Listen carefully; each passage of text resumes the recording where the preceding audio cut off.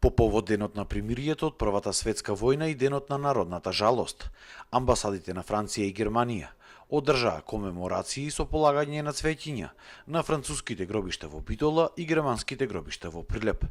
Амбасадорите на вековните ривали и лути противници, Томас Герберих и Кристијан Тимоние, истакнаа дека примерот на помирувањето на Германија и Франција треба особено да го следат земјите од Западен Балкан, кои сакаат да станат дел од европското семејство и да бидат дел од европските вредности. Ние бевме претходно на француските гробишта, сега сме тука, се наоѓаме на германските воени гробишта. Целта е да се присетиме и да се спомнеме за починатите. Со тоа уште еднаш сакавме да нагласиме дека е возможно да постои мир помеѓу нации кои што претходно војувале меѓу себе. И тоа функционира бидејќи не беа во прв план националните интереси, туку заедничките интереси. Така беше веќе многу години и во иднина ќе продолжиме да го правиме тоа. И би сакале ова да биде пример за мир, создавање на мир во светот, но и во сите региони. Тоа е можно преку европското единство кое што го постигнавме во рамките на Европската унија и ЕУ е пример како може конфликтите да се решат на миролюбив начин и токму поради тоа го поддржуваме патот на Македонија во оваа европска заедница. Доволно е да се види овој гроб и сите националности кои што тука почиваат, за да мислиме на тие што паднале и ги дале своите животи, но и да помислиме на идните генерации. За нас тоа е една заедничка должност да ја изградиме заедно Европа. Нашето мислење на двете земји е заедничко дека ова Европа треба заедно да ја изградиме.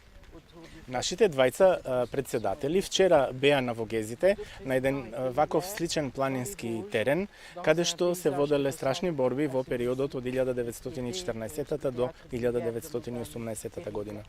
Не сме заборавиле дека мирот е едно кревко добро и дека треба да продолжиме да го градиме на целиот европски континент.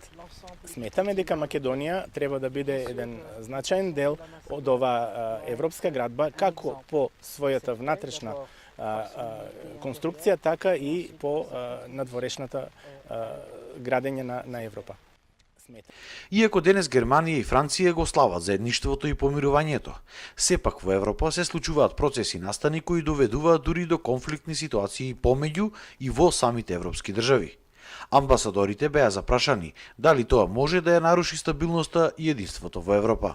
Нашиот мир е јак бидејќи почива на вредности кои што се големи, а тоа е почитувањето на другиот и почитувањето на правната држава.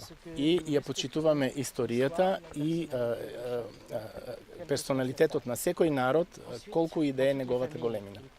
Се разбира како и во секое семејство може да има кавги, но тука сме заедно за да живееме уште долго време. Се разбира како и Да, ние се уште веруваме во една заедничка Европа. Европа во прв план се гледа како еден голем економски европски простор. Но тоа е точно, но често пати се заборава дека тоа е регион каде што долго време постои мир помеѓу народите. Ние би сакале таа да биде проширена во правец на исток, во правец на Западен Балкан, значи да влезат во неа и други земји, така што да имаме една Европа во која што ќе го опфаќа целиот континент.